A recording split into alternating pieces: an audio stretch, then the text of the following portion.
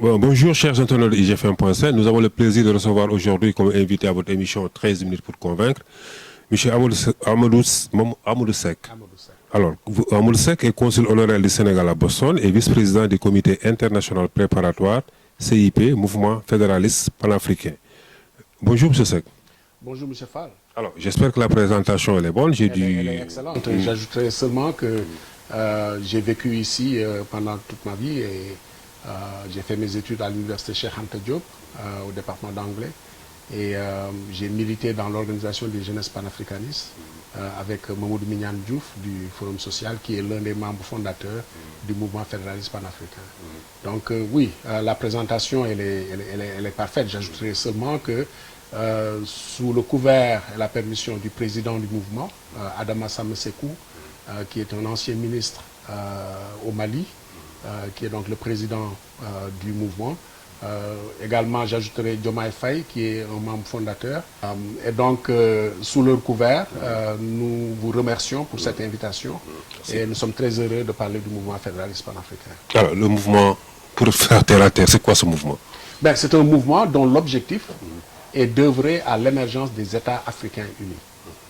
Les États africains unis, ce n'est pas les États-Unis d'Afrique. Nous ne cherchons pas à unir seulement les États africains, mais nous cherchons à unir les peuples africains. Et qui dit peuple africain dit les Africains du continent, mais également les Afro-descendants et les Africains de la diaspora. Donc c'est toute la nation africaine que nous avons l'intention d'unir parce qu'il est grand temps que l'Afrique se retrouve pour former la première puissance mondiale. Qu'est-ce qu'on attend? Alors, ce mouvement, depuis quand ça a été créé jusque-là, qu'est-ce que vous avez fait? Le mouvement existe depuis 2015. Ça fait maintenant 6 ans que nous travaillons à structurer le mouvement, à créer les structures et à faire une fondation et un système du bas vers le haut avec des structures locales qui se fédèrent et forment des structures nationales, qui se fédèrent et forment des structures régionales. Et ce sont ces structures régionales qui forment le CIP, le comité préparatoire dont je suis le vice-président. Et nous essayons donc de coordonner les actions, de faire de sorte que cette initiative est une initiative de la base. C'est une initiative des peuples. Parce que nous savons que dès que les peuples adopteront cet idéal de former l'unité africaine, personne ne pourra les arrêter. Jusque-là, ça ne s'est pas réalisé, ce rêve, simplement parce que toutes les initiatives et toutes les conférences panafricanistes qui ont existé dans l'histoire depuis 1900 ont été des conférences menées par des élites qui n'étaient pas au diapason ou en tout cas au parfum de ce qui se passe au niveau de la base. On ne peut pas engager un peuple dans un projet sans pourtant que ce peuple ne s'approprie ce projet. Donc nous travaillons à l'appropriation de ce projet par les peuples à travers des organisations de base et c'est pendant 6 ans que nous travaillons là-dessus. Ça a commencé ici au Sénégal. Nous avons un comité national au Sénégal dirigé par Seydou Touré qui fait un excellent travail. Mais les membres fondateurs sont d'ici, Mamadou Mignane Diouf, Diomaye Faye, le général Seck, Mamadou Ndoye de l'UDEN et d'autres encore qui continuent de dédier leur temps et leur énergie à cette cause. Oui, bon, les initiatives pareilles, ça ne date pas maintenant. On a vu du temps de Senghor, Kwame Nkrumah, vraiment le rêve de l'unité africaine, ça a toujours été un combat. Mais, comme vous l'avez dit, ça a toujours été un échec. Est-ce qu'aujourd'hui, est-ce que vous comptez appuyer sur quel levier pour changer carrément, je ne sais pas, la mentalité des Africains pour qu'ils croient enfin que cette unité-là est possible? Bon, nous avons humblement tiré les leçons des échecs du passé. En 1900, à Londres, c'était Sylvester Williams avec William E. Du Bois qui ont convoqué cette réunion, avec de l'élite intellectuelle qui avait de très bonnes idées, mais c'est arrêté à ce niveau. Plus tard, en 1919, même avec Blaise Diagne du Sénégal, qui a participé au 2e congrès panafricaniste à Paris, c'est resté au niveau de l'élite. En 1923, à Londres et à Lisbonne, même chose. Et plus tard, à New York, en 27, même chose. Ce n'est qu'en 1945 qu'on a commencé à voir une certaine représentation des différentes couches de la société africaine, avec des syndicats, des étudiants, C'était le temps de Kwame Nkrumah, en fait, qui a participé à cela, et Jomo Kenyatta. Et à partir de ce moment, ils ont compris, et nous avons tiré cette leçon que il est important d'impliquer les peuples dans cette entreprise, sinon c'est voué à l'échec. Et comment impliquer les peuples? En donnant la voix au peuple. La meilleure manière de donner la voix au peuple, c'est par référendum. Donc par voie référendaire, nous voudrions interroger les peuples africains pour savoir si oui ou non ils peuvent prendre en bandoulière ce projet d'unification. Parce que nous savons que s'ils le prennent en bandoulière, personne ne pourra les arrêter, ni même leurs gouvernants. Donc, pour arriver à ces référendums, bien sûr, nous devons arriver d'abord au premier congrès fédéraliste panafricain, et c'est le premier, parce que ça n'a jamais existé en ces circonstances, et nous avons une date, et nous avons un lieu. Cette date et ce lieu, donc le lieu sera communiqué plus tard, mais la date c'est 2023, okay. Parce que nous avons suffisamment de structures maintenant, nous sommes reconnus, nous avons élu siège à Bamako, donc la terre natale du président, et maintenant nous sommes dans la deuxième phase, après donc la structuration et la fonctionnalité des structures, tout cela. Nous sommes dans cette deuxième phase où maintenant nous nous ouvrons au public et nous vendons l'idée de cette unité africaine. Donc on est à cette phase de vulgarisation et de médiatisation pour un peu plus de visibilité. Alors vous vendez l'idée, bon, à part, je ne sais pas, ces activités de communication que vous êtes en train de mener, est-ce que concrètement il y a eu des activités de contact direct avec certains peuples africains pendant qu'on y est? Mais bien sûr. Déjà en 2018, nous avons organisé le pré-congrès au Ghana, à Accra, où Samia Nkrumah, fille de Kwame Nkrumah, a participé avec sa fondation. Et effectivement, nous avons eu une représentation de l'Europe, de l'Amérique du Nord, des Caraïbes et de l'Amérique latine, où nous avons créé donc cette structure qui est en train de mener pas à pas ce combat. Je voudrais dire, en fait, par cette occasion, parce que vous m'avez fait parler de ce pré-congrès, remercier ceux qui nous ont soutenus et qui sont des panafricanistes et qui œuvrent pour le succès de cette entreprise.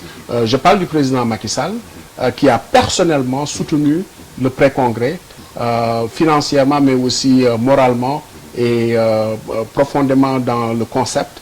Et nous l'en remercions, mais également le président Ado, le président du Burkina, le président d'alors du Mali. Donc, en plus de ce support que nous avons de l'intelligentsia et du pouvoir politique africain, nous avons également un certain nombre de champions qui sont de hautes personnalités africaines, soit qui sont à la retraite, ou bien qui sont des professeurs, ou en tout cas qui ont une certaine notoriété publique, qui ont décidé de porter leurs mains et de nous soutenir. Nous avons aussi des ambassadeurs qui sont des artistes, des musiciens, etc., qui peuvent utiliser également leur notoriété publique pour assister le mouvement. Et l'un de ces ambassadeurs, en fait, c'est Didier Awadi, que je salue au passage. Et Ismaël Lolo fait partie de ces ambassadeurs, et on souhaiterait voir votre boss parmi ce groupe. Parmi ce groupe. Ça, c'est un appel à j'espère qu'il est en train certainement de nous suivre. S'il nous suit, vraiment, il y a le mouvement qui vous tend la main pour être vraiment parmi les princes de ce mouvement. Alors, unité de l'Afrique et non États-Unis d'Afrique. Le jeu de mots est quand même assez important. fort. C'est important. Ce n'est pas les États-Unis, ce n'est pas seulement les 54 États que nous aspirons à réunir. Parce que le peuple africain est un peuple qui est dynamique et qui est partout dans les quatre coins du monde. On ne peut pas les exclure. On ne peut pas exclure les 108 millions de Noirs qui vivent au Brésil et qui vivent dans certaines situations, donc un calvaire lié à leur identité. On ne peut pas ignorer les Haïtiens, right? les frères et sœurs des Caraïbes qui se réclament de l'Afrique. D'ailleurs, Haïti a essayé de joindre l'Union africaine il y a quelques années. On ne peut pas les exclure de ce projet. On ne peut pas exclure les Noirs américains. Right? Les Noirs américains qui vivent un désarroi identitaire. Vous êtes là-bas pendant 21 ans.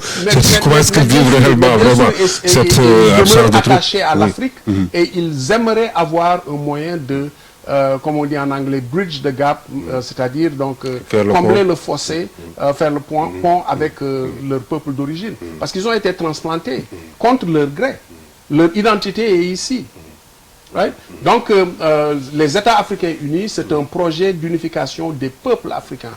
Et nous sommes ouverts, donc tous les partis politiques, toutes les organisations confessionnelles, toutes les obédiences sont invitées à joindre le projet parce que la diversité politique, la diversité sociale, la diversité culturelle, c'est ça le fort de l'Afrique.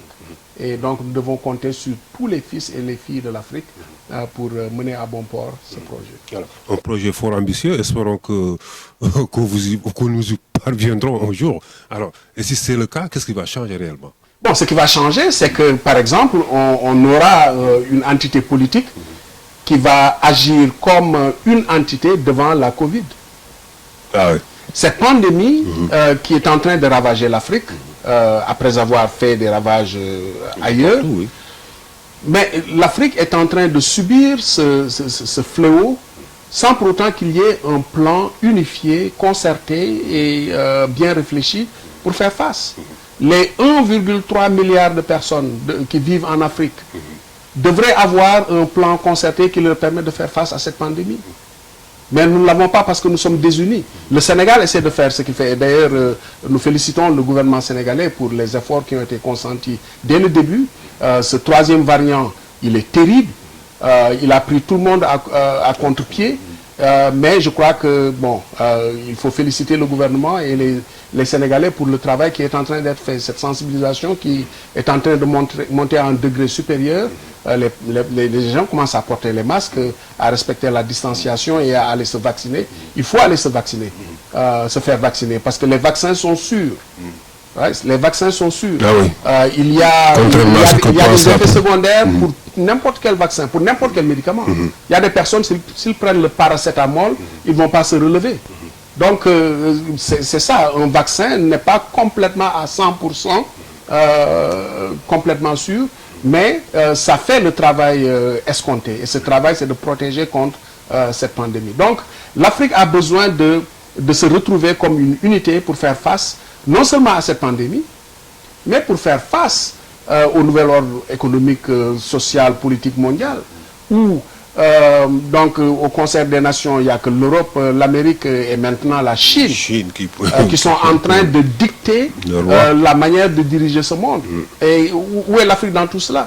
L'Afrique qui regorge de talents, qui regorge de ressources humaines, qui regorge de ressources minières et toutes ces ressources qui permettent de développer un pays. On a besoin d'une politique étrangère unique, on a besoin d'une monnaie unique, on a besoin d'une armée unique, on a besoin des États africains unis. Et ce n'est que de cette manière que nous deviendrons une puissance capable de rivaliser contre les autres grands ensembles. Quand on parle de la Chine, c'est 1,5 milliard de personnes. C'est à peu près la même population que toute l'Afrique. Right? Quand on parle de l'ancienne Union soviétique et maintenant de la Russie, tu parles de plus de 300 millions de personnes. L'Europe, l'Union européenne, avec la France, l'Allemagne et tout cela qui se sont réunis, ils ont formé une union de plus de 300 millions de personnes. Les États-Unis, c'est 350 millions. Il n'y a aucun pays aujourd'hui qui a une puissance et qui n'a pas un marché très vaste. Et l'Afrique a ce marché. L'Afrique a le potentiel de créer la plus grande économie du monde, mais il va falloir que l'on se retrouve. Alors, il va falloir qu'on se retrouve. Ça sera à quel horizon? Horizon 2000 Je suis heureux que vous posiez cette question, parce qu'en fait, l'Organisation de l'Unité africaine, qui est maintenant l'Union africaine, dans leur programme, ils lorgnent l'horizon 2063. Oui, c'est ça. 2063. Notre premier congrès, c'est en 2023.